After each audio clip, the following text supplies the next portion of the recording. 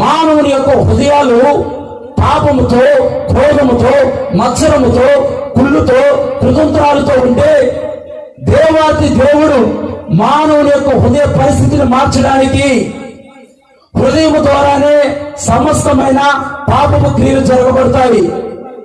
మానవుని యొక్క హృదయము స్వాభావికంగా చెడ్డ సంబంధమైన కార్యాలయం యోచిస్తుంది, చెడ్డ సంబంధమైన కార్యాలయం చేస్తుంది. దేవుని యొక్క కృప ద్వారా మనల్ని అటువంటి పరిస్థితి నుంచి దేవాది దేవుడు విడిపిస్తే మనం ఎలా జీవిస్తున్నాము? ఇంకా మనము చెడుగొని కార్యాలు చేస్తున్నామా? చేయగొని జీవితం జీవిస్తున్నామా? ఉండగొని పరిస్థితుల్లో మనం ఉంటున్నామా? అలాంటి పరిస్థితుల్లో కనుక నీవు ఉంటే కనుక దేవుడు అంటున్నాడు, ఆ పరిస్థితిని విడిచిపెట్టి నా వైపు తిరిగి అంటున్నాడు. ఇశ్రాయేలు ప్రజలకు కూడా మోషే ద్వారా